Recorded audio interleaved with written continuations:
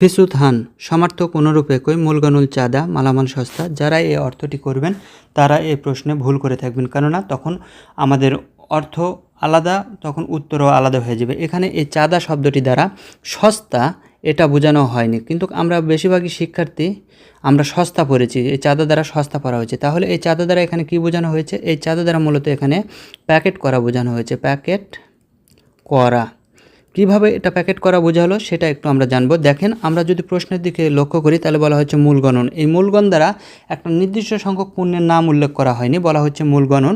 অর্থাৎ সেটা যে কোনো পণ্য হতে পারে, অনেকগুলো পণ্য হতে পারে, একক কোনো পণ্য হতে পারে, তবে নাম উল্লেখ করা হয়নি, যার কারণে এই মূলগণন চাঁদা দ্বারা এখানে আমাদের প্যাকেট করা বোঝানো হয়েছে। এই ধরনের যদি আমরা দু একটার উদাহরণ দিই, সনমূলল চাঁদা, জিমূল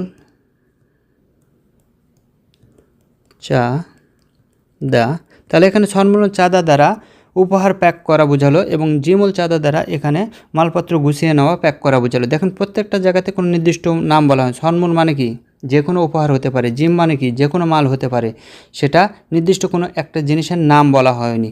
সেক্ষেত্রে আমাদের এখানে প্রত্যেকটি ক্ষেত্রে এই চাঁদা দ্বারা প্যাকেট করা বোঝানো হয়েছে। আমাদের এখানে প্যাকেট করাই ধরতে হবে। তো এখন আমরা দেখব এই সনমূল চাঁদা এর সমার্থক শব্দ কোনটা, সেটা আমরা সেই ভার্বটা খুঁজে বের করব। 1 নম্বরে রয়েছে জোরেম হাদা, সস্তা।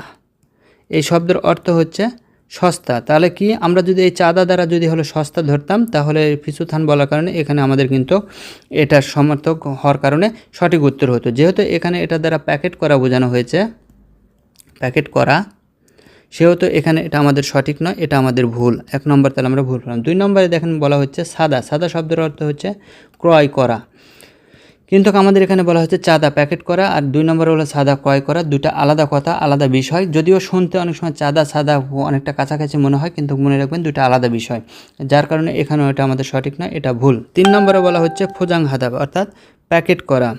প্যাকেট করা, আমাদের এখানেও বলা হচ্ছে সাদা মানে প্যাকেট করা, এখানেও বলা হচ্ছে ফোজাং হাদা মানে প্যাকেট করা। সুতরাং এটা আমাদের সঠিক উত্তর, আমরা 3 নম্বর সঠিক উত্তর হিসেবে ধরে নিলাম। 4 নম্বরে বলা হচ্ছে ফিৎসাদা, অর্থাৎ হচ্ছে দামি। এটা দ্বারা দামি বোঝায়।